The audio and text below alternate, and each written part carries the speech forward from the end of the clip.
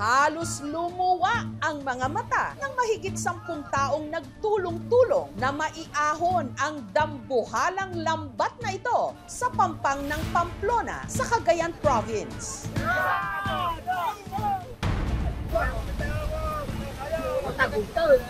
Oh? Baulis nih. Oh, dapat kulit-kulit boy. Kaya na Jay. At nung binuksan nila ito, nagulat sila sa kanilang mga nalambat.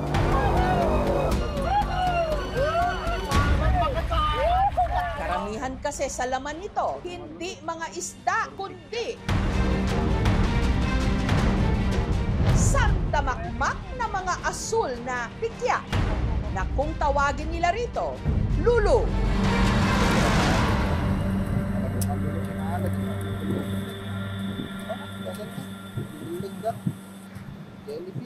Bakit napakaraming asul na lulu sa Cagayan? Or dikya, jellyfish. Lulu, kung tawagin ng mga tiga Cagayan Valley ang dikya na kamakailan lang dumagsa sa kanilang dalampasigan. Peste nga bang maituturing ang mga ito o kapaki-pakinabang? Sa dalampasigan ng Pamplona, nagkalat ang mga patay na dikya. Ito yung sinasabi kong lulo or dikya. Safe lang po na hawakan, basta wag lang matalsikan. Sa daming araw ng dumadagsang lulu ngayon sa kanilang karagatan, madalas ang mga itong sumabit sa lambat ng mga mangingisda.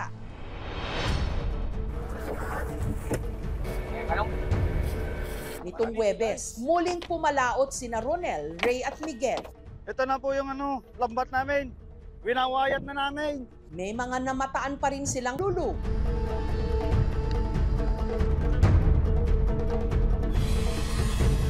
Tansya ko ngayon, marami pang lulu, mahuhuli kasi dyan sila sa tabi. Pagtyaga lang namin.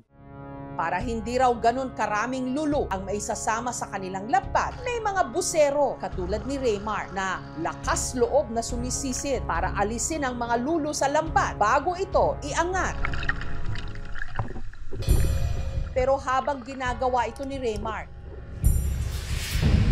aksidenteng nadikitan ng galamay ng lulu ang kanyang dibdib at braso. Ma-update siya, tapos makating parang nasusunog yung balat.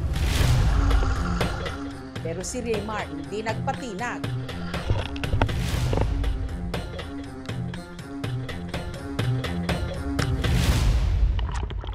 Nung siya'y umahon, doon pa lang niya nakita ang parte ng kanyang balat na nadikitan ng lulu na nagkapantal-pantal na. Ito po yung mga sumagi na lulo. Ito nga. Tapos dito po. Ito po. Para remedyohan ito, kinuskus niya lang ng buhangin. Masakit pero yun lang tatanggal ng kati. 2 minuto lang tanggal na yun. Yung mismong tentacles ng inyong mga blubberfish, meron kasi yan parang needle. Na kapag once na tumama sa skin mo, masyadong mabilis yan, talagang ipepenetrate po niya yung balat. Not that fatal. Hindi po actually tama na kinakaskas natin yung area na nasting na ng jellyfish. Kasi yung venom, pwede pong mas lalong pumasok. Pwede po tayong magbigay ng tinatawag natin diluted acetic acid o yung household vinegar. Yun lang trabaho namin dito, ma'am. Ang isda. Kahit masakit, tisin na lang. Ang mga lulu o blue blubber jellyfish sa Ingles, kadalasan talagang asul ang kulay. Malapayong ang ulo nito at maaring lumaki ng hanggang 30 centimeters. Ang kulay nila ay adapted doon sa tinatawag natin ng mga zooxanthellae. Yan yung mga symbiotic algae nagbibigay ng kulay. So sila ay naninirahan sa loob mismo po ng jellyfish. Nababawasan na po ang zooxanthellae, hindi na masyadong matingkad ang kulay. Dala din ng ilang stressors kagaya ng pagtumataas ang pH at acidity ng karagatan.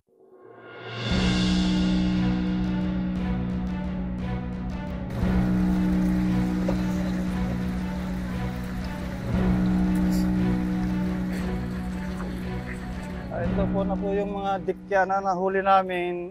Itatapon na lang. Hindi naman pwedeng ulamin mga yan. Pero dahil hindi naman daw nakakain o naibibenta ang mga ito, ang mga lulu na sumasama sa lambat kung kanilang ituring peste.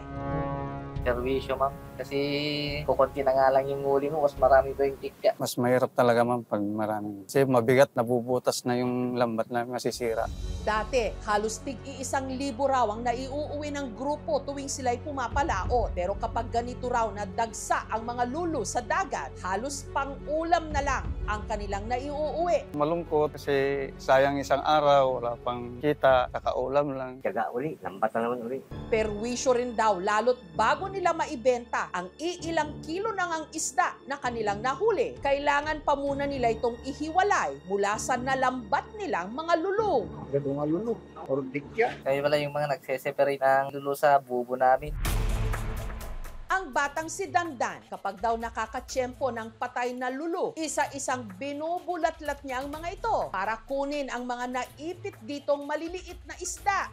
Diyan na ako tukot dahil patay na siya. Nilalagyan ko po ng buhangin para di na maaldi at saka masakit po. Tugasan naman ng maigi, di po nakakasakit ng tiyan namin na mag-iinap. Pag swinerte at nakaipon ng mga isda, na ibebenta raw ito ni Dandan sa halagang 100 pesos kada kilo. Sobrang laking tulong, lalo katulad namin na mahirap. Pinipilit ko na wag na nga pumunta. Gusto niya daw makatulong sa amin. Kaya sabi ko mag-ingat-ingat ka na lang. Meron kasing mga fish, tinatawag nating komensal. Ito yung nakikitira sa loob ng jellyfish. Ligtas naman siya in a way kasi hindi siya naaapektuhan ng toxin ng ating mga jellyfish. Basta po maayos yung ating pong pagkakaluto ng isda, okay po siyang kainin. Dapat naging worry pa rin. Pero ang tanong pa rin, bakit sandamakmak na mga lulu ang lumulutang ngayon sa Cagayan? Parang may sakit daw ang dagat, kaya nagdagsa yung mga lulu. Karaniwan daw talagang dumadagsa ang mga ito tuwing buwan ng Hunyo hanggang Agosto. Ang natural na pangyayari na yan na nakakahuli sila ng dikya kesa sa mga fish. During summer, syempre yung sa init, temperature favorable for the growth of plankton. Kaya doon po dumadami po yung swarm of jellyfish eating these planktons. During this season, yan yung reproductive season. Grabe. Pinababayaan na lang namin kasi parte siya ng kalikasan dito sa dagat. Pinagalang lang namin. We encourage our fisher folk affected by these incidents to report sa ating opisina para mapalitan kanilang lambat, provide them other fishing gears na pwede silang lumayo. We're thinking to coordinate with the research institutions on how to utilize these jellyfish. Hindi lang langit at dagat ang asul ngayon sa bayan ng Pamplona sa Cagayan, kundi pati na ang daan-daang umaaligid na dikya. Pero huwag magpapalansi dahil sa ganda ng kulay nila, may nagtatagong bangis. Or dikya. Jellyfish.